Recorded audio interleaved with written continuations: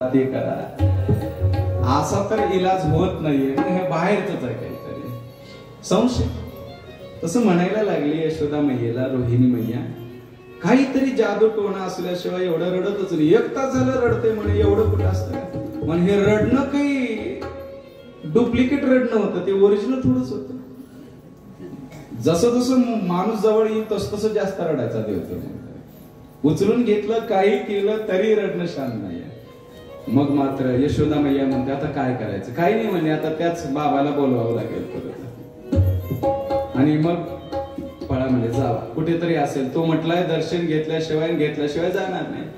4-5 गवळणी गेल्या, विचारतात कुठे दिसला का? त्यांनी सांगितलं म्हणजे त्या वटवृक्षाच्या छायेखाली बसलं. मग तिथे गेल्या. महाराज, आमच्या महाराणीने यशोदा मैयेने तुम्हाला बोलवलं आहे म्हणजे चला वाड्यावरती. आता त्यावेळेस मग भोले बाबा म्हटले, एकतर मी कुणाच्या दारात थांबलो नव्हतो, भिक्षा मागितली नव्हती, एवढ्या दुरून आलो आहे आणि आता मी तिच्या दारात परत येणार नाही. तिला गरज आहे तर माझ्याकडे ये म्हणून. भोले बाबा भगवंताने सांगितलं तर माझी माताच तुमच्यापर्यंत घेऊन येईल म्हणजे, तुम्ही काळजी करू नये. आणि मग या गवळणी गेल्या आणि जाऊन सांगायला लागल्या म्हणजे तो यायला तयार नाही. मग तुलाच निघावं लागेल आता बाहेर म्हणजे. 3 दिवसात ते छोटस मूल झालेला, तो सुंदर अति सुंदर परमात्मा छोट्याशा कपड्यामध्ये घेऊन जे आहे, सगळ्या गवळणी 4-5 गवळणी बाकी सगळ्या त्या निघाल्या सोबत. तिथे गेल्याच्या नंतर यशोदा मैयेनं बघितलं, भोले बाबांनी बघितलं, हातामध्ये घेऊन आलेलं आहे पण झाकलेलं आहे ना कपड्यामध्ये. 3 दिवसात असते किती. आणि मग यशोदा मैया म्हणायला लागली, महाराज सकाळी अकारण मी तुमच्याशी भांडले म्हणे, मला माहिती नव्हतं, पण बघा म्हणे माझ्या पोराचं रडणं थांबत नाही. रडणं चालूच होतं, रडणं थांबलेलं नव्हतं. आणि मग माझं चुकलं म्हणे, काय झाले काय माहिती नाही, याचं रडणं शांत होत नाही, तुम्हीच सांगा काय करावं आता. त्यामुळे ते माझ्यापर्यंत आल्याशिवाय रडणं थांबणार नाही म्हणे. आणि मग भोले बाबाला प्रार्थना करायला लागली यशोदा मैया, महाराज चुकलं माझं, परंतु एक विनंती आहे. म्हणजे काय? हे जे तुमच्या गळ्यातले सर्प आहेत ना, तेवढे बाजूला काढून ठेवा. कारण मनुष्य साप बघितला की माणसाला भीतीच वाटते. घरामध्ये छोटस किरडू जाऊ द्या, आणि जर ते जोपर्यंत मरत नाही त्याला त्या ठिकाणी सर्पमित्र धरून घेऊन जात नाही तोपर्यंत झोप येत नाही. तसं आता एवढ्या गळ्यातला सर्प, यशोदा मैया म्हणायला लागली, ते गळ्यातला साप अगोदर बाजूला काढा आणि पुन्हा मी माते गळ्यातला रुंड माळा काढा, मी तुम्हाला माझा लाला तुमच्या हातात देते.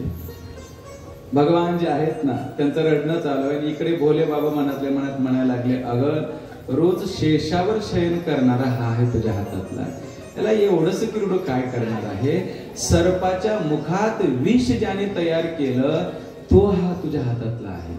सापाची सृष्टी ज्याच्यापासून निर्माण झाली तो आहे हा. यशोदा मैया त्या ठिकाणी महाराज म्हणायला लागले, बाजूला तो सर्प. तो सर्पही भोले बाबाला म्हणायला लागला, ओ भोले बाबा, एरवी तुम्ही मला गळ्यामध्ये ठेवता म्हणे, एवढ्या जवळून देवाला बघितलं तर या योनीतून मुक्त होईल लवकरात लवकर म्हणे, म्हणून मला गळ्यातले काढू नका, काही करा, मी निघणारच नाही. तो सर्प जणू काही सांकेतिक भाषेत बोलायला लागला. आणि मग यशोदा मैयेला सांगतात भोले बाबा की या सर्पाच्या तोंडात विष नाही, याच्याजवळ दात नाही, हा तुझ्या मुलाला काहीच करणार नाही, मी जबाबदारी घेतो म्हणे, तू टेन्शन घेऊ नको. ठीक आहे म्हणे महाराज. रडणं चालू आहे आणि अलगत जेव्हा भोले बाबाच्या करकमलावरती तलहातावरती जेव्हा त्या 3 दिवसाच्या त्या देवाच्या त्या स्वरूपाला भोले बाबांनी ते घेतात, मांडीवरती ठेवतात आणि भगवंताचं ते गोजिरवान स्वरूप जेव्हा बघितलं, जे हरी आणि हरची नजर झाली. ऐका, हरी जो आहे त्याच्या डोळ्यामध्ये हरची प्रतिमा आहे आणि हर जे आहे भगवान शंकर त्यांच्या डोळ्यामध्ये हरीची प्रतिमा आहे. हे एकमेकांच्या डोळ्यात आहे, एकमेकांच्या हृदयात राहणार आहेत महाराज. एवढं प्रेम आहे या दोघांचं. प्रत्येक अवतारामध्ये दोघांच्याच लीला आहेत आणि त्या कारणामुळे हरिहराची भेट झाली आणि भोले बाबाने जेव्हा ते नटखट स्वरूप पाहिलं, अरे वा देवा क्या बात आहे. आतापर्यंत अनेक अवतार घेतले होते पण हे सुंदर अति सुंदर रूप पाहिलं. योगी याच्या ध्यानी ध्याताना तुळसी म्हणत होता. अरे योग्यानो काय योग साधना करताय म्हणे, एकदा बघा याचं जर स्वरूप पाहिलं तर पुन्हा ध्यानात तुम्ही मग्न होणारच नाही, या एकदा बघा. हे बोले बाबा जणू की असं बोलायला लागले. आणि जेव्हा ते स्वरूप पाहिलं आणि देवाचं रडणं थांबलं, देवानी त्या ठिकाणी बघितलं पाहिलं आणि बोले बाबा म्हणजे आपका दर्शन लेके कितने दिन होय थे म्हणे, आपलं स्वरूप पाहून देखील मलाही खूप दिवस झाले आहेत, आपल्या दोघांची भेट झाली, ठीक आहे दर्शन झालं. देवाचं रडणं थांबल्यामुळे यशोदा मैया लगेच महाराज म्हणायला लागली, महाराज 2 तास झालं सारखंच रडत होता म्हणे हा, आणि तुमच्या मांडीवर गेले गेले याचं रडणं थांबलं, सांग म्हणे आता तुम्हाला काय देऊ म्हणे, तुम्हाला काय भेट वस्तू पाहिजे, मी प्रसन्न आहे, तुम्ही जे मागाल ते देते म्हणे. मी 9 लाख गायी म्हणे आमच्याकडे, ती कमी नाहीये, त्यामुळे म्हणे तुम्ही जी वस्तू मागाल ते. बोले बाबा म्हणतात मला काही नको, हेच फक्त मी पाहण्याकरता आलेलो होतो. पाहिलिया वेध लावी पैसे जीवे जडोनी, ते स्वरूप पाहिलं की जीवामध्ये ते जडून बसायचं महाराज. आणि मग बोले बाबा भगवंताचं ध्यान करत करत कैलासाच्या दिशेने त्या ठिकाणी निघून गेले. आणि मग इकडे कंसाने सभा भरवली आणि त्या सभेमध्ये सांगितलं की 10 दिवसाच्या आतले सगळेच बालक मारून टाका. किती? 10 दिवसाच्या आतले सगळेच आपल्या राज्यातले मारून टाका. बाकीचे जेवढे काही मंत्री होते ना, आघासूर, बकासूर, हे त्यांच्या मंत्र्यांचे नाव आहेत सगळे ते. यांनी सांगितलं मला महाराज एवढी मुलं मारली तर लोक आपल्या विरोधात जातील, प्रत्येक गावातले 10 दिवसाच्या आतले बालक मारणं अशक्य, आणि एकदा जर लोक जर विरोधात गेले तर आपलं काही खरं नाही म्हणे महाराज, त्याच्याकरता एवढे मुलं मारणं अशक्य आहे, काय करायचं. महिला आरक्षण होतं तिथं सुद्धा, बाल कल्याण विकास अधिकारिणी मंत्रीपद तिच्याकडे होतं. आणि अशा त्या पुतनाबाई उठून उभा राहिल्या आणि म्हणायला लागल्या, महाराज म्हणजे तुमच्या वैऱ्याचं वय किती आहे, म्हणजे 10 दिवसाच्या आतला आहे, म्हणजे त्याला जर मारल्यास काय मिळेल, माझं अर्ध राज्य बक्षीस देईल. पुतनाबाईला वाटलं तिने थोडस अध्यात्म जाणलेलं होतं, तिचे पूर्व संस्कार होते काहीतरी, आणि म्हणून तिला हे माहिती होतं ज्या अर्थी कंस घाबरत आहेत त्या अर्थी ते भगवान आहेत, आणि त्यांच्या हाताने जर मी मेले तर मी माझं मरण नाही तर मला आयता मोक्ष मिळेल. श्रीकृष्ण कोपोनी ज्यासी मारी तो पावे परब्रह्म साक्षात्कारी.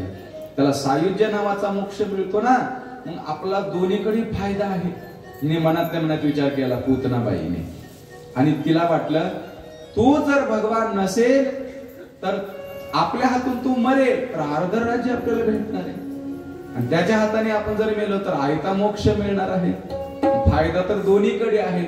मग तिने विडा जो उचलला आणि सांगितलं म्हणजे महाराज तुमच्या वैऱ्याला मी मारते, आणि दुसरं असं म्हणे तुम्ही जर सगळे बालक मारण्याकरता जरी आदेश दिला ना प्रजा विरोधात जाईल. माझ्याकडे अशी एक टेक्निक आहे, माझ्याकडे अशी एक आयडिया आहे की मी प्रत्येक घरातल्या सगळ्याच्या गावागावातल्या नोंदणी असतात ना, कोणत्या गावामध्ये किती मुलं जन्मले, किती मुली जन्माला आल्या, हे सगळंच्या सगळं तिच्याकडे नोंदी होत्या.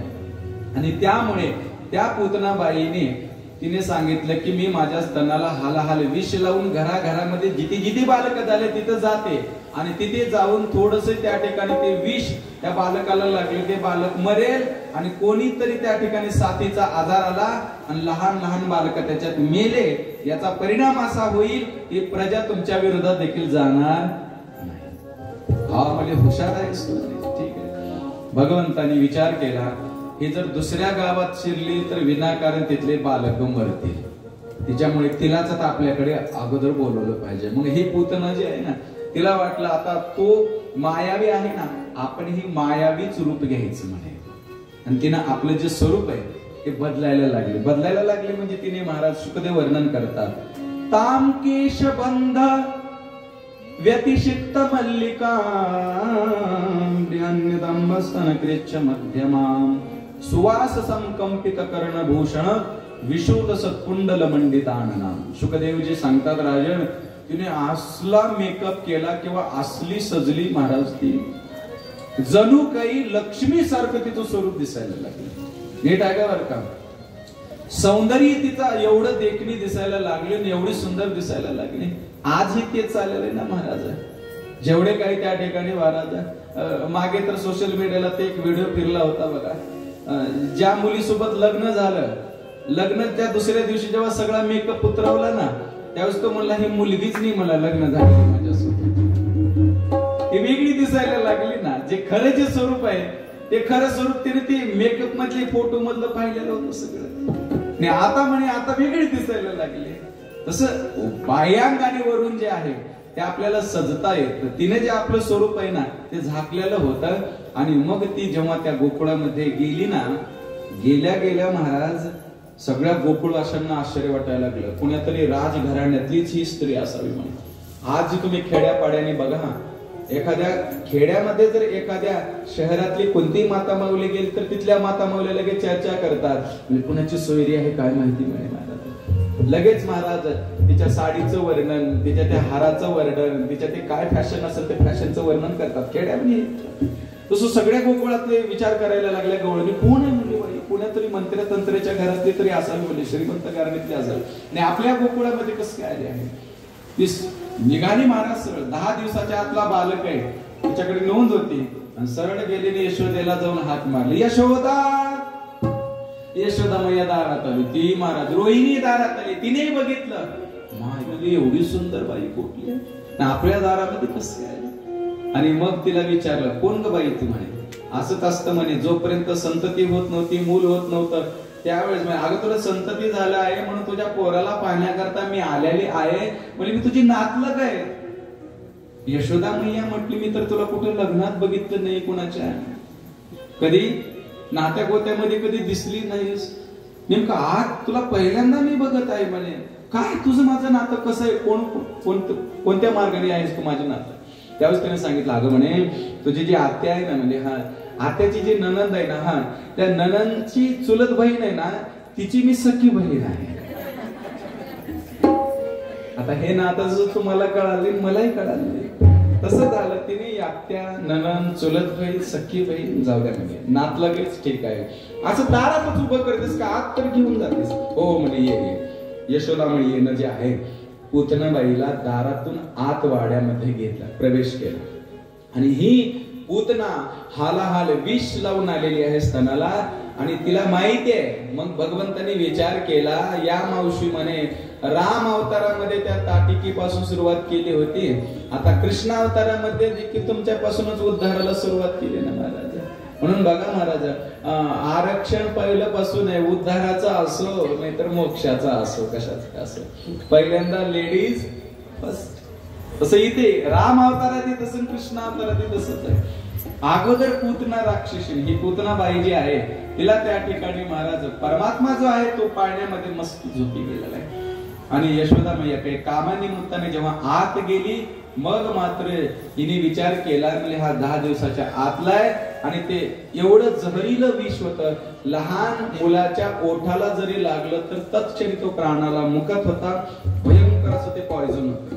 आणि त्याच वेळेस तिने ते उचललं आणि जेव्हा मारस्थानाला लावलं भगवंताने आपले नेत्र बंद केले. विबुध्यता बालकमारिका गृहं चराचरात्मा सनिमीरते क्षणः अनन्तमारोपदयमन्तकं यथारगं सुप्तम बुद्धिरज्जुधी. शुकदेवजी वर्णन करतात राधे राधे. या परमात्म्याने आपले डोळे बंद केले जेव्हा पूतनेला तिने जेव्हा स्तनाला लावलं ना महाराज छातीला लावल्या लावल्या आमच्या प्रभूने नेत्र बंद केले, डोळे बंद. चराचरात्मा सनी मील ईक्ष म्हणजे डोळा, ईक्षण म्हणजे डोळा. ऐका डोळे का बंद केले याचे 100 अर्थ सांगितले मुंशीधर स्वामींनी. आता तेवढे सगळे अर्थ सांगणं शक्य आहे, 2-3 अर्थ आपण बघूत. म्हणजे तिला हे माहिती नाहीये ही नेमकं कोण आहे ते. भगवंताला माहिती आहे हे आले आहे माझ्याकडे कोणत्या ना कोणत्या भावनेने, पण माझ्याकडे तर आले ना. ही विषयाच्या दारात गेली नाहीये, अन्य कुणाच्या दारात गेलेली नाहीये, माझ्या दारात आले. आता माझ्यावर जबाबदारी आहे म्हणजे ही शरण आली. नीट ऐका भक्ती 5 प्रकारची आहे. एक स्नेहात्मक, वैरात्मक, भयात्मक, हे जेवढे आहेत ना हे भगवंताचं चिंतन करणारे, भगवंताच्या जवळ जाणारे होते. देवाची द्वारी उभा क्षण. तुम्ही घराच्या दारात राहिला तर मोक्ष नाही, पण देवाच्या दारात आला तर तेने मुक्तीचारी साधे. 4 मुक्त्या ज्या आहेत ते साध्य केल्या जातात, पण ते विषयाच्या दारात नाही, भोगांच्या दारात नाही आहे, त्या देवाच्या दारात आल्याच्या नंतर देव जबाबदारी घेतो. माझ्या दारात आली ना, आता मी मोक्ष देणार तिला. आणि म्हणून भगवंताने आपले डोळे बंद केले. ही पापिनी आहे, मला मारायला आलेली आहे, हिचं तोंड देखील पाहू नये. हा एक भाव आहे त्याच्यात. दुसरा भाव आहे म्हणले माझी दृष्टी आहे ज्ञानाची, हे अज्ञानी आहे. जिथे प्रकाश असतो तिथे अंधार जर गेला तर प्रकाश निघून जातो, आणि जिथे अंधार आहे तिथे प्रकाश गेला तर प्रकाश निघून जातो. तसं ज्ञान आणि अज्ञान हे परस्पर विरोधी आहेत महाराज. मी ज्ञान स्वरूप आहे, खरं तर भगवंताचं ते स्वरूप आहे. नाही सदृशम पवित्रम, भगवद्गीतेतला श्लोक आहे. ज्ञानासारखं पावित्र्य कशात नाहीये. हे अज्ञानी हिच्यावर जर दृष्टी पडली तर ती ज्ञान स्वरूप होईल, तिला माझं स्वरूप कळेल. म्हणून माझं अस्तित्व स्वरूप कळण्याच्या अगोदर तिला सायुज्य नावाचा मोक्ष द्यायचा. म्हणून आपले डोळे बंद केले. तिसरा अर्थ आहे का आता, भगवान भोले बाबांना विष पचवण्याचा अभ्यास आहे. भगवान शंकर आहेत ना, आणि तुम्हाला माहिती आहे का मला माहिती नाही, विष देखील पचतं बरं का. जो पहिल्यांदा माणूस तंबाखू खातो ना त्याला चक्कर येते. तंबाखू मध्ये सुद्धा पॉइझनच असतं, आणि ती एवढी त्याला सवय लागली ना, पुन्हा हळूहळू हळू पुन्हा अख्खा तोटा जरी खाल्ला, किती तंबाखू खाल्ले तर त्याला चक्कर येत नाही. मला विष की आहारी पडे, समुद्री पाय वाट जोडे. मग थोडं थोडं विष देखील पचलं ना तर त्या ठिकाणी महाराज त्याचा परिणाम असतो, त्याला विष पचतं त्या माणसाला. तसंच आहे, भोले बाबाला विष पचवण्याचा अभ्यास आहे. आणि म्हणून भोले बाबाचं स्मरण करायला लागले. हे भोले बाबा, तुम्हाला विष पचवता येतं, मी इथे दही दूध माखन खाण्याकरता आलेला, आणि तुम्ही म्हणे हिचं विष तेवढं त्या आणि मी हिचं दूध ओढतो म्हणे आता. म्हणून भगवान शंकराचं ध्यान करायला लागले. ध्यान करत असताना डोळे बंद केले जातात. हा तिसरा अर्थ मी तुम्हाला सांगितला. अनेक अर्थ आहेत, परंतु हिला हे माहिती नाही की ज्याला मारायला आली आहे ना महाराज, हा सामान्य नाहीये. अनंत मारोपदय मंतकम. जुन्या काळामध्ये काय असायचं, काही माता मावल्यात ना, कारण त्यावेळेस काही शेगड्या नव्हत्या किंवा गॅस वगैरे असं काही नव्हतं. मग चूल असायची ना, त्या चुलीला त्या ठिकाणी इंधन वगैरे जे लाकड आहेत ना, त्या लाकडाच्या द्वारा राख तयार व्हायची, आणि ती राख उचलायला एखादी माता मावली गेली ना तर कधी कधी त्या राखुंडीच्या आत विस्तव लपलेला असायचा, म्हणजे कळत नसायचं त्यांना. आणि ती राख उचलेलं ना, राख समजून उचलायला गेलं ना तर आतला विस्तव काय करतो, पोळणारच ना, चटका बसणार. तसं देवाला ही राख आहे, ह्याला लगेच मारून टाकते, हा भाव घेऊन आलेले महाराज, पण हिला चटका बसणार आहे हे माहिती नाहीये. कधी कधी 2 दृष्टांत दिलेले येतात. काय असतं, पहाटेच्या वेळेला मंद अंधकारामध्ये आपण जर रस्त्याने निघालो ना, अंधकार कसा आहे, मंद, निबिड अंधकारही नाही आहे, आणि तिथे निव्वळ प्रकाश आहे असंही नाहीये. मंद अंधकारामध्ये एखाद्या रस्त्याला जर ही जर पडलेलीच ना दोरी, तर दोरीवर आपल्याला काय होतो, सर्पाचा मिथ्याभास होतो. आपल्याला वाटतो साप आहे म्हणतो महाराज. कधी कधी याचे उलटही होतं ना, जिथे आपण दोरी ठेवतो ना त्या ठिकाणी जर सर्प जर येऊन बसला तर माणसं सरळ दोरीचा पकडतात महाराज. अज्ञान आहे हे दोन्हीकडचं होतं असं बरं का कधी कधी. आणि म्हणून तुम्ही बघा, जुन्या काळामध्ये जे आहेत ना ते विहिरीच्या द्वारा पाणी काढणं, दोरा वगैरे त्या असायच्या, त्या दोरीवरती ना सर्पाचा मिथ्याभास होत होता. तो जुना काळ होता. आता जे आहे सगळे आपण अपडेट झाले होतं. बघा ना महाराज, आज किती सुविधा झालेल्या आहेत. जुन्या काळाच्या जेवढ्या माता माऊली असतील या सगळ्याच्या सगळ्या त्यांच्या शरीराला एक्सरसाइज होती, व्यायाम होता, म्हणून मला त्या निरोगी होत्या. ना त्यांना थायरॉइड, ना बीपी, ना शुगर, कसला रोगच नव्हता महाराज. याच्या करता त्या ज्या माता माऊली आहेत ना त्या थोड्याशा त्या ठिकाणी शरीर जे आहे त्यांचं कष्ट करायच्या, म्हणून त्या निरोगी राहत होत्या. आज तेच चाललंय, आपण बसून बसून त्या ठिकाणी महाराज आपलं शरीर स्थूल पडलं की डॉक्टर लोक म्हणतात कमी खा. आता जास्त खाल्लं, आती खाणे मसनात जाणे. बरोबर आहे का नाही? आधी खाल्ल्यामुळे स्थूलता आली, आधी खाल्ल्यामुळे रोग वाढायला लागले आपले महाराज. निरोगी राहायचं असेल तर शरीराला हालचाल पाहिजे. आपल्या योग शास्त्राने सांगितलंय रोज ब्रह्म मुहूर्तावरती चालणं, फिरणं, पळणं, एक्सरसाइज करणं, योगाभ्यास करणं. हे कशा करताय तर तुम्ही निरोगी आणि स्वस्थ राहण्या करताय. खरं सांगू तुम्हाला, तुमच्यापाशी कितीही संपत्ती असू द्या अथवा नसू द्या, शरीर संपत्ती एवढं दुसरं सुख जगात कोणतंच नाही. शरीर चांगलंय तर आपल्याला त्या संपत्तीचा उपभोग घेता येईल. शरीर जर स्वस्थ नाही, शरीरात नाना प्रकारच्या व्याधी असतील. रोग कशामुळे येतो? अतिभोग झाला म्हणून रोग येतो महाराज. म्हणून योग शास्त्र, आयुर्वेद शास्त्र या सगळ्यांनी तेच सांगितलेलं आहे. रोज सकाळी व्यायाम करत जा, थोडासा एक्सरसाइज करत जा. जुन्या काळात त्या माता म्हणल्या त्या विहिरीतनं पाणी काढायच्या. आणि आता महाराज तेच त्या ठिकाणी महाराज जिम मध्ये जाऊन ते 2 दोऱ्या घेऊन असं असं असं हे चाललंय ना. ते दोरच आहे ना. म्हणजे शरीर जे आहे ते आता तुम्ही त्या दुसरे काही नाही. म्हणून याच्याकरिता बघा, मला तर कधी कधी वाटतं, मी विनोदाने सांगतो, एवढी सुविधा झाली महाराज. आता खेड्यापाड्याने किंवा असंही शहरामध्ये शासनाचा नळ आलेला असतो, नळाला पाणी वगैरे येत असतं ना. आता तर ज्यांच्या घरी बोरवेल आहे त्यांचं वेगळं, पण जुन्या काळातलं बघा ते असं नळ असायचं दारानं. तरी देखील आमचे माता माऊली त्यांच्या मिस्टरांना म्हणायचे, बघा म्हणे मी ना आता घागर उचलणार नाही. म्हणजे काय, तुम्ही जा मार्केटमध्ये आणि तो लांब प्लास्टिकचा पाईप घेऊन या, 50 ते 30 फूट घेऊन या. आणि मी काय करते, डायरेक्ट तिथे आणि डायरेक्ट सिंटॅक्स मध्ये त्याच्या डायरेक्ट पाईप धरते. मी घागर उचलणार नाही. घागर उचलणं व्यायाम आहे ना, पण तोही आपल्याला करावा असा वाटत नाही आहे. आणि मग महाराज आता मला तर भीती वाटायला लागलाय. आणखीन काही दिवसानं जर आपल्याकडे जर पाहुणे नातेवाईक कुणी जर आले ना, तर आपण काय करायचं माहिती आहे, आपण त्यांना ट्रे मध्ये ग्लास कोण उचलायचा, एवढे श्रम कोण करायचे, एक पाईपच लावायचं कोण का उचलणं अशक्य आहे. आता म्हणजे एवढं कोण उचलायचं, एवढा देखील आपल्याला व्यायाम करावा जर वाटत नसेल ना महाराज, शोकांतिक आहे. म्हणून व्यायाम करत जा.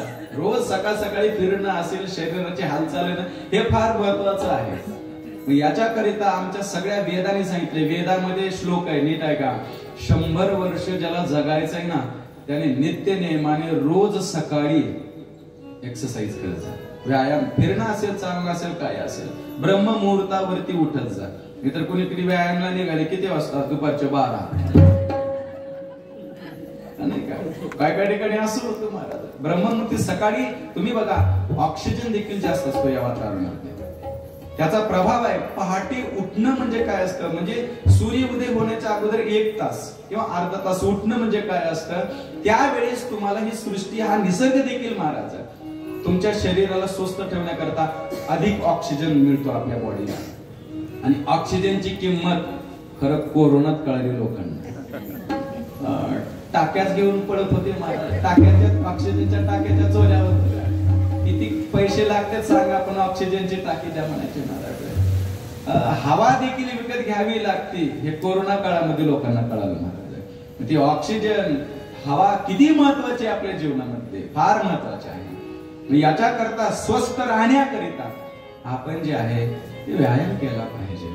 चरा चरात्मा सनी मिलते क्षण.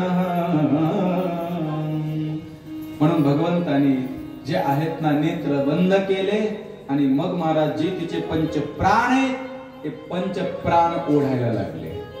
जीव कासावीस व्हायला लागला. तिला वाटायला लागलं 15 मिनिटे झाले मेला नाहीये. त्याच्या नागपुडीवर असा हात ठेवला, श्वासोच्छवास पोटावर हात ठेवला, तरी कसा मरत नाही म्हणे महाराज. भगवंत म्हणले माझा स्वभाव आहे, तू आलीस माझ्याकडे, एकतर मी कोणाला धरत नाही आणि धरलं तर सोडत नाही. कोणत्या ना कोणत्या भावनेने मी तुला धरलंय आणि याच्याकरता मी तुझ्याकडे आलो नव्हतो, तूच माझ्याकडे आली होतीस ना. आता मी धरले, पकडले, आता मी तुला सोडणार नाहीये. मग मात्र तिला श्वास घ्यायला जेव्हा त्रास व्हायला लागला ना, नीट ऐका, हे निमित्त असतं. तारतोही तो आणि मारतोही तो असतो महाराज. काय महाराज, जेवायला बसले आणि घास मुखापर्यंत जाईल याची सत्ता नाही, ग्रास गडी हाती सत्ता नाही. तुकोबराया म्हणतात याच्याकरिता तिला जेव्हा श्वास गेला त्रास व्हायला, अरे सोड म्हणून महाराज ते ओक्सा बोक्षी ओरडायला लागली. सा मुंच मुंच मिती प्रभाशिनी निष्पीड्यमाणा अखिल जीव मर्मणी विवृत्त नेत्रे चरणो भुजो मुहु प्रस्विन्न गात्रा क्षिपती रुरोदः. ती रडायला लागली. मग मात्र सोडतच नाही देव. डोळे पांढरे करायला लागले आणि मग जेव्हा प्रभू जे आहेत ते मला सोडणार नाही, तिने खूप काढण्याचा प्रयत्न केला. भगवंत ते सोडायला तयार नाहीत. मग आपल्या मूळ राक्षसी स्वरूपामध्ये आली आणि भगवंताला तसंच त्या गोकुळातल्या गल्ली बोळाने पळायला लागले. सगळ्या गोकुळवासींना गवळणीला आश्चर्य वाटायला लागलं, अरे जिला आपण राजघराण्यातले कुलीन घराण्यातले कोणीतरी मोठ्या घराण्यातली समजत होतो, ही तर राक्षसी नाही पण आपल्या लालाला घेऊन जात आहे. सगळेजण तिचा पाठलाग करायला लागले. काही गवळणी पळत आल्या, यशोदा तुझ्या मुलाचं खरं काही नाही म्हणे. एक राक्षसीने आपल्या गोकुळात शिरली आणि ती तुझ्या बालकाला घेऊन गेली. यशोदा मैयाला मूर्छा आली. 2 मिनिटांनी जाग आल्याच्यानंतर सगळ्या गवळणी पुन्हा पळायला लागल्या. ही जेव्हा महाराज गोकुळाच्या बाहेर गेली ना, भगवंतानी तिचे ते पंचप्राण जे आहेत ते आपल्यामध्ये सामील करून घेतले आणि अवाढव्य तिचं असणारं जे शरीर आहे ते पडलं महाराज. शरीर पडलं आणि सगळीकडे भयंकर असा आवाज आला आणि सगळेजण महाराज भयभीत झाले. काय झाले नेमकं वाटलं. जेव्हा त्या शरीराच्या जवळ गेले तर निचेष्ट अवस्थेत जणू काही झोपी गेले. कुठे जखम नाहीये, कुठे लागलं नाही, काहीच नाही. आणि तिच्या छातीवर आमचा लाला जो आपल्या हातपाय हलवीत बसलेला होता. आमच्या वृंदावनातले संत म्हणतात विनोदाने, तिचं शरीर एवढं मोठं होतं म्हणे, तिचं कान पुरला आणि नाक पुरला होतं म्हणून त्याचे नाव नागपूर कानपूर असं पडलं. शरीर आहे ते थोडस मोठं होतं आणि त्याच्यामुळे छातीवरती परमात्मा जो आहे तिथे ना त्या ठिकाणी पाय हलवतोय. यशोदा मैया आधी सगळ्यांनी महाराज पाहिलं.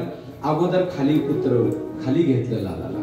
राक्षसीचा स्पर्श झालेला आहे म्हणून महाराज त्या मयत शरीराचा स्पर्श झालेला आहे. आपण जर स्मशान भूमीमध्ये जाऊन आलो तर आल्या स्नान जसं करतो तसं महाराज माझ्या लालाला माझ्या मुलाला स्पर्श झाला म्हणून यशोदा मैया जे आहे ते भगवंताचा त्या ठिकाणी नजर काढायला लागली, स्तनपान करायला लागले. लहान मूल जर स्तनपान करत असेल तर ती माता म्हणते माझं मुलगा निरोगी आहे, काही झालं नाही. कारण बोलता येत नाही, सांगता येत नाही काय झाले ते. भगवंताने लगेच स्तनपान करायला चालू केले. बरं झालं म्हणले काही झालं नाही माझ्या बाळाला. पण चर्चा मेली कशामुळे ते म्हणले पळता हिला अटॅक आला आणि मेली जाग्यावर. लोक काय बोलते आणि मग ती म्हणे अरे अटॅक नाही आला सर. मग ती पळता हिला ठेस लागली आणि खाली पडली त्याच्यामुळे मेली. तिसरा म्हणायला लागले अरे पळता जर माणूस पडला तर पालता पडेल ना. ती मस्त उतानी झोपी गेली आहे म्हणजे हिला काही झालं नाही, अंगावर जखम नाही, कुठं काही नाहीये, कशामुळे नेमके मेली असेल चर्चा करायला लागले. आणि मग यशोदा मैया जी आहे ती यशोदा मैया भगवंताच्याच नामाने भगवंताची नजर काढायला लागली. तुझ्या नामाचा महिमा तुझ न कळे मेघ श्यामा. तुका म्हणे आम्हा गोड याजसाठी. देवाच्या स्वरूपापेक्षा देवाचं नाम श्रेष्ठ आहे. माहितीये तुम्हाला राम प्रभू जेव्हा तो सेतू बनवत होते ना तेव्हा त्या दगडावर काय टाकत होते ना राम टाकायचे आणि त्या समुद्रामध्ये टाकायचे. म्हणजे सगळे दगड तरायला लागले. रामजीला वाटलं माझ्या तेवढी ताकद आहे, माझ्या नावाने दगड तरतात. रामजीने मग एक दगड उचलला आणि टाकला समुद्रामध्ये. छोटासा तो उचलला म्हणजे बुडाला.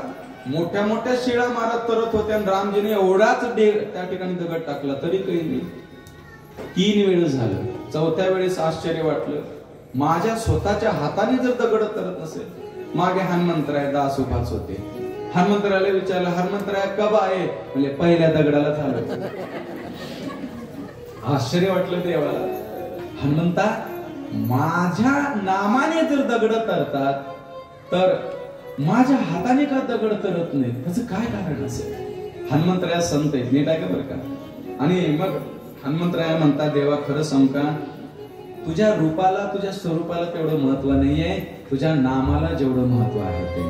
म्हणून पुराण प्रसिद्ध बोलिले वाल्मिक नामे तिन्ही लोक उद्धरते. या नामामुळे तिन्ही लोकांचा त्या ठिकाणी उद्धार झालेला आहे. याचा अर्थ आहे भगवंताचंच नाव आणि भगवंताच्याच नाव घेऊन यशोदा मैया जी आहे ती त्या ठिकाणी भगवंताला नजर काढायला लागली. भगवंताच्या नामाने भगवान मनातल्या मनात म्हणायला लागले, माझंच नाव चालू आहे, माझी नजर काढली. आणि मग जेव्हा भगवंत घेऊन यशोदा मैया जाते, तिचं शरीर जे आहे ना ते जाळलं किंवा तिची अंत्यविधी केली, त्याच्यातनं सुगंध यायला लागला, चंदनासारखा सुगंध यायला लागला. म्हणजे असं का झालं? अहो बकीयम स्तनकालकूटम जिगांसया पायति यदप्य साधिवी लेभे गतिम धातृचितां ततोन्यं कं वा दयालुं शरणं व्रजे. राधे राधे. दयालू कोण आहे त्याच्यासारखा जगामध्ये? ही बकासुराची बहीण होती म्हणून तिचं नाव बकी होतं म्हणे. मला अहो बकीयम स्तनकालकूटम, ही मारायला आली पण भगवंताने तिला सायुज्य नावाचा मोक्ष दिला. म्हणजे असं कसं झालं? विंध्यावती नावाची ही जी आहे ना राजा बलीची मुलगी होती आणि तिला वाटलं, वामन अवतार जेव्हा पाहिला तिला वाटलं असा जर सुंदर गोंडस मुलगा मला असता तर त्याला स्तनपान केले असते, भाव अंतरातला. आणि जेव्हा त्रिभुवनाचं ऐश्वर्याचं हरण झालं, पुन्हा महाराज ही मत्सर करायला लागली, द्वेष आला. असा जर मुलगा जन्माला आला असता तर त्याला विष पाजून मी मारले असते. भगवंताने तिचे दोन्हीही भाव जाणले आणि दोन्हीही तिच्या इच्छा पूर्ण केल्या.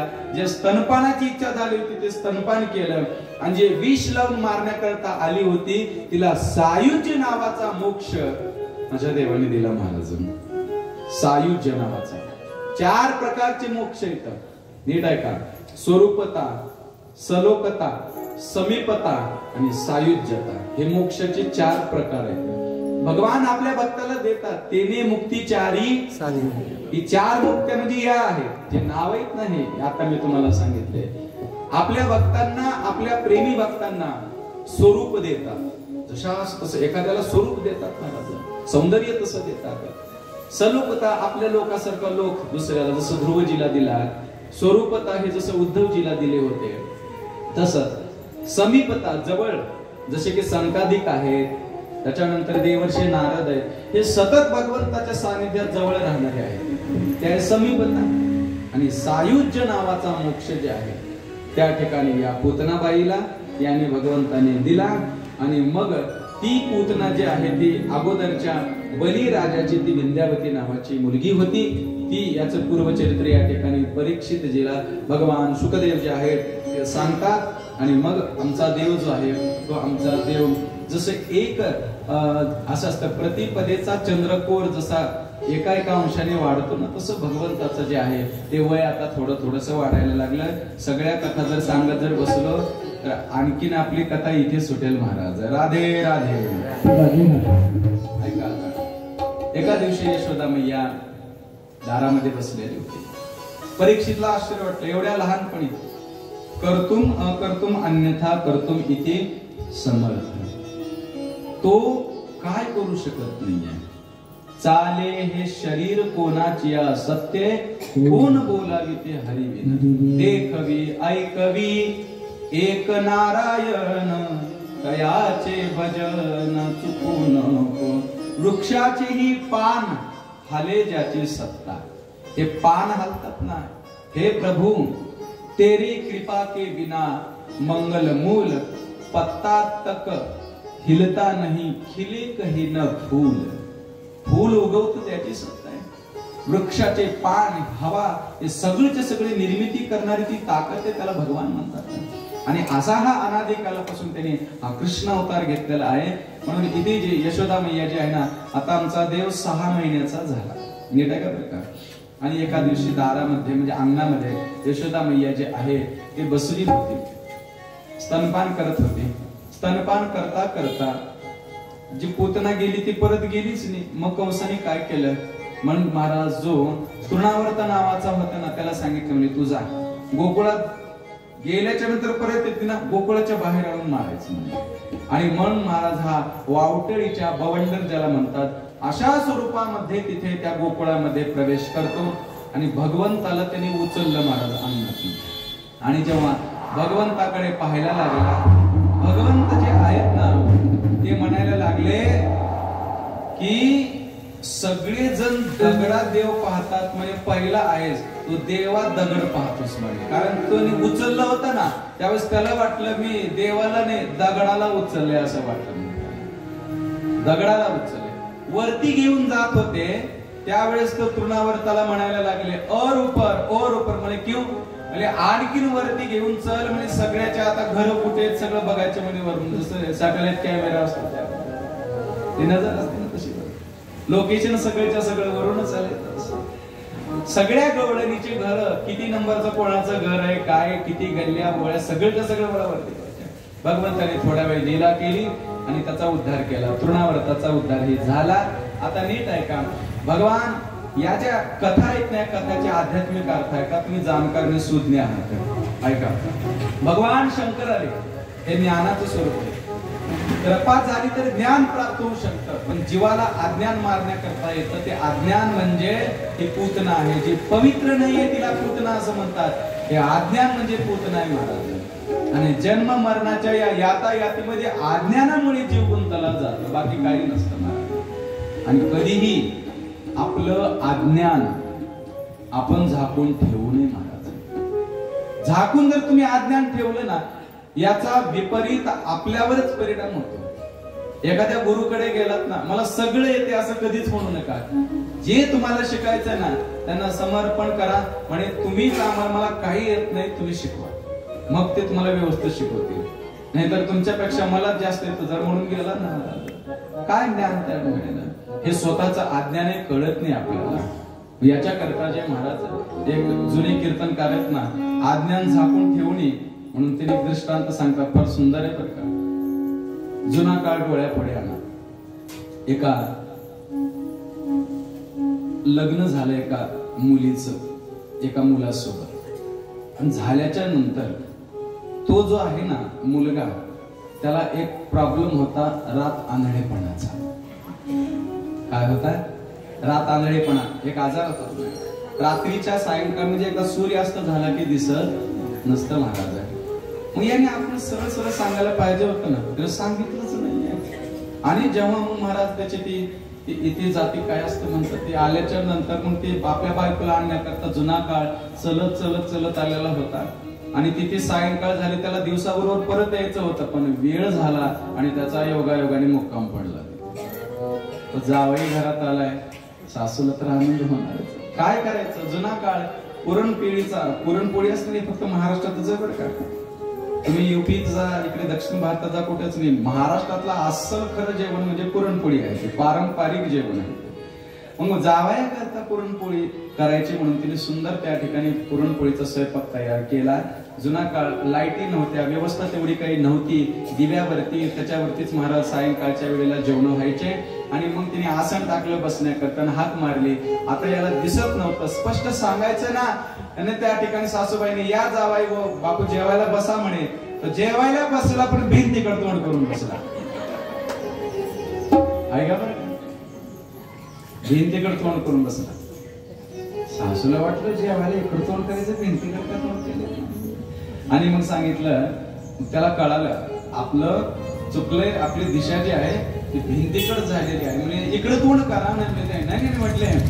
भिंतीला कलर कसा दिलाय म्हणले घराला कलर द्यायचा आहे म्हणजे जरा बघत होतो हाच कलर द्यायचा म्हणे आपल्या घराला. बरं बरं ठीक आहे म्हणून त्याला दिसत नाही म्हणून त्याने महाराज तोंड वळवलं आणि तोंड वळवलं जेवायला बसला. ताट जे आहे ते पुढे वाटलेलं आहे. आमरस होता वाटीमध्ये व त्याच्या बाजूला जे आहे ते आमटी होती. हा जो आहे ना पोळी त्या पोळीचा घास व्हायचा त्या आमरसात बुडवण्याच्या ऐवजी आमटीतच बुडवायचा. सासूबाईला वाटले एवढ्या केशरी आंब्याचा चांगला रस तयार केलाय आणि हे का खात नसेल. मग तुम्हाला रस आवडत नाही का त्याला वाटलं त्याच्या बाजूला रस नाही की काय. अज्ञान झाकून ठेवून सांगायचं ना. पण महाराज वाटलं तिला बरोबर म्हणजे खातो म्हणजे अगोदर याची टेस्ट कशी ती बघितली. तेवढ्यामध्ये मग महाराज योगायोग बघा आणि मांजर आलं ताटात तोंड घाललं. ताटात तोंड घातल्या सासू म्हणजे आहो आहो म्हणजे तुमच्या ताटात मांजराने तोंड घातलेलं आहे तर हा ना मग असं का म्हणजे असं असं करून त्या ठिकाणी कसं तरी हे तेवढ्यामध्ये मग त्याची पोळी संपली आणि सासूबाई जेव्हा आल्या पोळी वाढण्याकरता त्याने इशारा ओळखला आणखीन डबल मांजर येतं की काय वाढलं. आता या मांजराला सोडणार नाही म्हणे. माझ्या ताटात तोंड घालतंय काय तोंड घालते काय म्हणून जे ते आणि महाराज असा हात लागला सासूबाईला. सासूबाई म्हटल्या काय चुकलं माझं काही स्वयंपाक काय नाही असं. तेवढ्यात महाराज त्याने सांगितलं चुकलं म्हणे. मला वाटलं सासूबाई इथे मांजरच आलं की काय. एवढ्यावरी गोष्ट नाही थांबली बरं का. त्याने सांगायचं रात आंधळेपणा आहे तो औषधाने बरा होईल नीट होईल पण सांगतच नव्हता तो. सरते शेवटी मग महाराज हा तसाच झोपी गेला खरा. पण महाराज जेव्हा रात्रीच्या वेळी त्याला महाराज लघुशंकेला जायचं होतं आणि जे गेला ती विहिरीतच पडला. विहीर होती खेड्यापाड्याने अशा विहिरी असतात. विहिरीत पडला आणि वरडायला लागला. सगळं गाव जमा झालं पुन्हा वर त्याला काढलं मला. पुन्हा वरी काढल्याच्या नंतर त्याला त्यांनी सांगितलं मला रात आंधळेपणाचं. मग सासूबाईला म्हणाले सासूबाईने मला पहिल्यांदा सांगावं का नाही म्हणे रात आंधळेपणाचा तुम्हाला प्रॉब्लेम आहे. न सांगितल्यामुळे एवढे हाल झाले बिचाऱ्याचे. हे का सांगतो तुम्हाला. आपलं अज्ञान काही असेल आपल्यामध्ये उणीव आहे तर कधीही माणसाने झाकून ठेवली. स्पष्ट सांगावं मला. बदल करता येतो त्याच्यामध्ये त्याच्यावरती काहीतरी महाराज इलाज होतच राहत असतो. पण याच्याकरिता अज्ञान ही जीवाला घातक आहे. जसं याचं अज्ञान याला विहिरीमध्ये टाकतं तसं आपलं अज्ञान देखील या जन्म मृत्यू रूपी विहिरीमध्ये याच्यामध्ये आपल्याला पडावं लागतं. म्हणून या ठिकाणी जे आहे ते अज्ञान मारण्याकरता मग देवाची कृपा झाली तर अज्ञान नष्ट होऊ शकतं. याच्याकरता हे पूतनाबाईचे या ठिकाणी चरित्र सांगितलं. हे अज्ञानाची कथा आहे. अज्ञान नष्ट झाल्याशिवाय परमात्म्याची प्राप्ती होणार नाहीये. मग ती कृपा त्यानेच करावी लागते महाराज. त्याच्याशिवाय अज्ञान नष्ट होत नाहीये. म्हणून हे मारण्याकरता येते हे पूतना. आता ऐका हा तृणावर्त म्हणजे काय आहे. भगवंताला प्राप्त करत असताना नेमके कोणते कोणते असुर येतात. तृण शब्दाचा अर्थ आहे गवत. काही काही माणसं जे असतात ना ते सगळ्याला गवताच्या काडीप्रमाणे समजतात. हार म्हणजे शुल्लक आहे म्हणे मी अहंकार असतो त्याचा.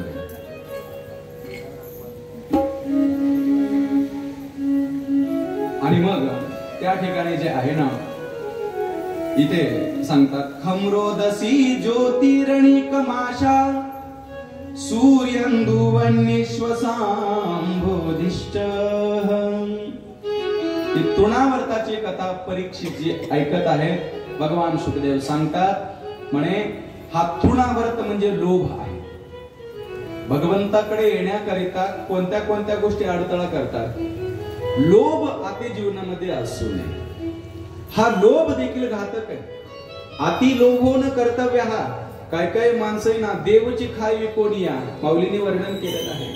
परमार्थाच्या नावाखाली देव धर्माच्या नावाखाली एवढी लोभी होतात एवढे लोभे होतात त्यांना कशाचीच काही घेणं देणं नसतं महाराज. म्हणून लोभ जर जीवनामध्ये आला संसारामध्ये सुद्धा अति लोभ करू नये. नवरा बायको असतील त्या ठिकाणी काहीतरी तडजोड केली पाहिजे. उग विनाकारण अति लोभ मुळे काय काय होऊ शकत नाही जगामध्ये. मला हे पाहिजे मला ते पाहिजे एवढाही दुराग्रह त्या ठिकाणी करूच नाही महाराज. नाहीतर त्या ठिकाणी लोभ केला तर अधिक त्या ठिकाणी विवाद होत राहतो. कशाचाही लोभ असतो. दोघं नवरा बायको नवीन लग्न झालेलं आहे आणि स्वयंपाक तयार केला. मी तुम्हाला सांग स्वयंपाक बिघडला ना थोडासा. जे ताट त्यांनी टाकून दिलं आणि दुसऱ्या दिवशी मग त्या मुलीने चांगला स्वयंपाक केला. नीट आहे का बरं का. कॉम्प्रोमाइज केलं पाहिजे. पण जेवायला दुसऱ्या दिवशी महाराज बसल्याच्या नंतर सगळा स्वयंपाक उत्कृष्ट होता. खाल्ल्याच्या नंतर एक घास खाल्ल्या केलं तरी आणखी ताट फेकून दिलं. बायकोने विचारलं आज काय झालं म्हणे. एवढा चांगला स्वयंपाक केलाय म्हणे मी अगोदर खाऊन बघितला. कालचा स्वयंपाक बिघडलेला होता आणि आज तुम्ही का ताट फेकून दिलं. त्याने सांगितलं तुला जर एवढा चांगला स्वयंपाक तयार करता येतो तर काल का तू असा तयार केलीस. असलेल्या आनंदावर विरजन पडतो महाराज. संसार असा आहे, इथे जे आहे ना, अति लोभ करायला गेला तर त्या लोभामुळे जे आहे ना विवाद वाढत जातात. अति लोभो न कर्तव्या. संसारामध्ये गरज आहे, नीट ऐका, लोभी असावा. म्हणे महाराज सगळं सोडून का द्यावं का म्हणजे दुसऱ्याला जावं का अरण्यामध्ये? नाही, तसं नाही. आसोनी संसारी जीवे वेगो करे. अति लोभ जर केला ना तर माणसाच्या जीवनामध्ये देखील फार हानी होते. काही काही बघा तुम्ही, हे जेवढे काही जुगार खेळणारे आहेत ना, हे लोभाच्या अधीन गेले. त्या अगोदर तुम्हाला त्या ठिकाणी व्यसनी करतात आणि याच्यामध्येच मग जास्त प्रॉफिट होईल, जास्त हे होईल, आणि त्या लोभाच्या पाठीमागे लागल्यामुळे आहे ते बी सगळं निघून जातं. पुन्हा महाराज झाल्या तशा कितीतरी घटना. म्हणून लोभ जो आहे तो आपल्याला त्या ठिकाणी असावा, पण अति असू नये. म्हणून अति सर्वत्र वर्जयेत. अति जास्त करूच नाही महाराज. जास्त अति झालं, एका राजाला खूप गायनाची आवड होती. त्यानं राज्यात सांगितलंच महाराज सरळ बोलायचंच नाही, मग सूर लावूनच बोलायचं म्हणे प्रत्येकाने. त्या राजाच्या राजधानीला आग लागली आणि एक जण आला पण महाराज, आणि मग राजे जे चालू केले त्यांनी अर्धा तास स्वरच लावला. पेटत पेटत महाराज जवळ आले. सगळ्यात मग पुन्हा राजा पळायला लागला. त्याला सांगितलं लवकरात लवकर अगोदर सांगायचं ना. नाही तुम्ही सांगितलं ना म्हणजे काय, स्वर लावूनच बोलायचं. स्वर लावत बसलो होतो. अति सर्वत्र वर्जित. कोणते क्षेत्र असू द्या, जास्त लोभही सर्वसंग परित्याग करा असंही संतांनी सांगितलंय. जेवढं लागतं तेवढी गरज आपल्या जीवनामध्ये असेल ना. काय सांगते मला सांगा बरं, एखाद्या माणसाकडे 1000 कोटी रुपये, किती 1000 कोटी रुपये, 100 वर्षाच्या आयुष्यामध्ये जगातल्या सगळ्या ब्रँडेड वस्तू आहेत, जगातला सगळा महाराज पसारा त्याच्या जवळ आहे. त्याच्या पुढे काय? त्याच्या पुढे काय? तो विचारच करतो ना. अशी वस्तूच नाहीये जगामध्ये की त्याच्याकडे नाही. ती सगळं काही आहे, तरी देखील त्याला त्या गोष्टीची खंतच आहे. तरी देखील महाराज त्याला सुख आणि समाधान त्याच्या जीवनामध्ये नाहीये. हे का सांगतो तुम्हाला? जीवनाला जेवढं लागतं, आणि नियम असा आहे, तुम्ही कितीही मोठे व्हा, कितीही गरीब राहा, आतापर्यंत गहू, ज्वारी, बाजरी हे जे काही धान्य आहेत तेच माणसाला खावं लागतात. दुसरं काही खाता येत नाही. नियम एवढाच आहे महाराज, एवढंच आहे. कुणी जे आहे ते डायनिंग टेबलवर खात, कुणी जे आहे ते जमिनीवर खाली बसून खात. पण जे ताटामध्ये किंवा जे त्याच्यामध्ये जे ठेवलंय ना ते अन्नच खातं महाराज, दुसरं काही खाता येत नाहीये. म्हणून साई हित ना दीजे जहामय कुटुंब समावू देवा. एवढेही देऊ नको की माझ्यावर आक्रमण होते. गुलशन कुमार जो आहे ना, टी-सीरीजचा मालक, गोळ्या घालून मारलं महाराज त्याला. म्हणजे का? जास्त पैसा, जास्त श्रीमंत झाला की कधी खंडणी करता फोन येईल काही सांगता येत नाहीये. कधी गोळ्या घालून मारतील. हे मोठे मोठे सेलिब्रिटी आहेत ना, त्यांना हेच दुःख आहे, कधी गोळी लागल, कुठून महाराज कोणी मारून टाकेल काही सांगता येत नाही. पण जास्त मोठं होणं देखील दुःख आहे. म्हणून तुकाराम महाराज म्हटले ना, लहानपण देगा देवा देवा मला एवढे मोठं करू नको. जया अंगी मोठे पण दया यात ऐरावत रत्न थोर, त्यासी अंकुशाचा मार. मुंगी लहान आहे पण रवा खायला, साखरेचा रवा खायला मिळतो. आणि ऐरावत रत्न म्हणजे हाती आहे पण त्याला चापकाचे फटके खावे लागतात. म्हणून मोठे पण येणे महाराज काही सुखासुखीचं नसतं. पण जास्त मोठी माणसं आहेत ना त्या ठिकाणी दुःखी आहेत, आणि निवळ ज्याच्याजवळ काही नाही ते नाही म्हणून हे दुःखी आहेत. याच्याकरता ती मधली अवस्था आहे ना ती फार सगळ्यात चांगली आहे महाराज. साई हित ना दीजे देवा, एवढे देऊ नको ज्यामुळे कुटुंब समाव, कुटुंबातले लोक माझे जे आहेत ना ते उपाशी राहू नये एवढं दे. आणि एवढे अति देऊ नको की लोकांनी माझ्या घरी चोरी करता यावं महाराज. राधे राधे. छोटंसं भजन घेऊ द्या आणि उर्वरित राहिला बघा, पण नंतर त्या ठिकाणी बघू द्या. गोविंद मेरो है गोपाल मेरो है, गोविंद मेरो है गोपाल मेरो है, गोविंद मेरो है गोपाल मेरो है, गोविंद मेरो है गोपाल मेरो है, श्री बाके बिहारी नंदलाल मेरो है, श्री बाके बिहारी नंदलाल मेरो है.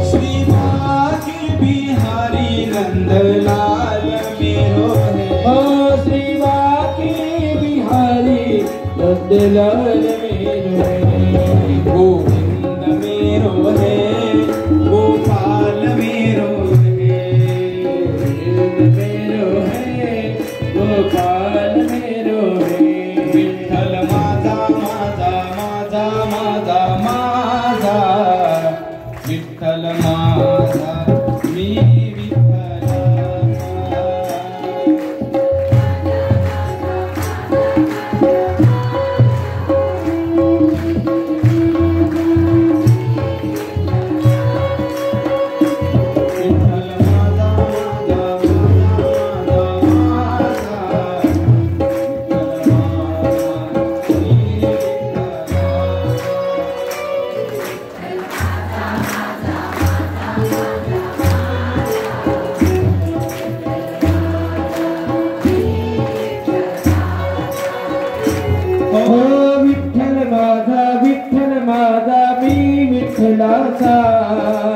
विठ्ठल माझा विठ्ठल माझा मी विठ्ठलाचा।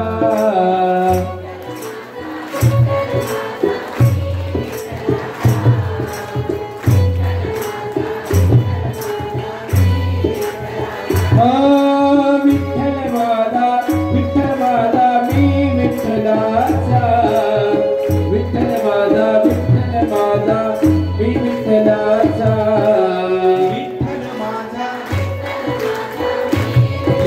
पवित्र करायचे सगळ्यांनी म्हणा, विठ्ठल माझा मी विठ्ठलाचा, विठ्ठल माझा माझा माझा माझा माझा, विठ्ठल माझा मी विठ्ठलाचा।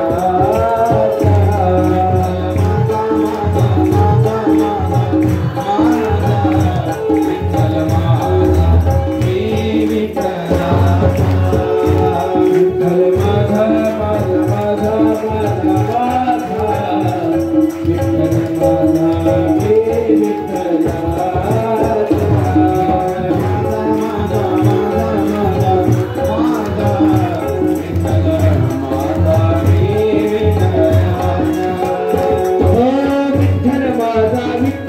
माझा मी विठ्ठलाचा,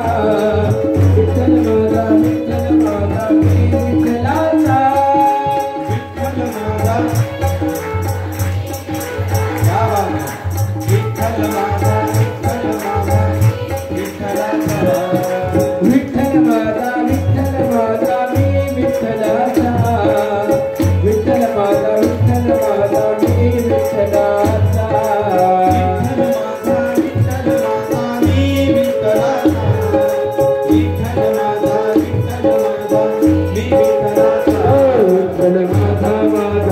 माझा माझा माझा, विठ्ठल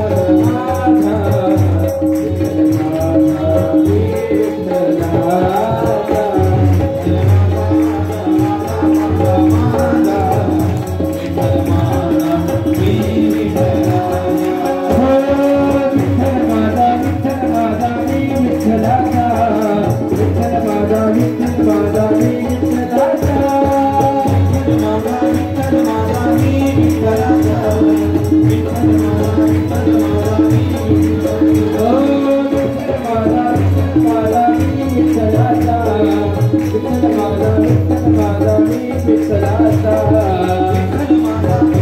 विठ्ठलाचा। गोपाल कृष्ण भगवान की राधे राधे। सर्वांनी सुंदर असं भजन केलं तुम्ही। आपल्या हृदयामध्ये जर देवाचं नाम घेतलं या वाणीने तर परमात्मा आपण होऊन त्या हृदयामध्ये येऊन विराजमान होतो, असे आमच्या साधू संतांनी सांगितलेलं आहे। तुका मने चित्त करारे निर्मळ, येऊन गोपाळ राहे तेथे। फार सुंदर अशी कथा आहे। म्हणून अति लोभ. तुम्ही लोभापोटी बघा जगाला फसवून आले. अहो मागे कसलं पनीर सापडलं महाराज. लोभ.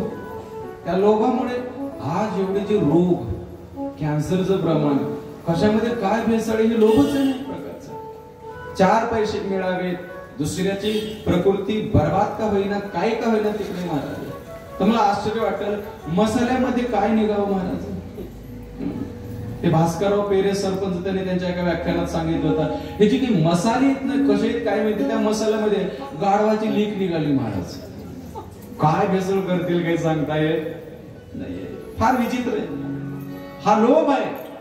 तुम्ही अति लोभ केला तर त्या लोभामुळे आत्मघात तुमचाच होणार आहे महाराज.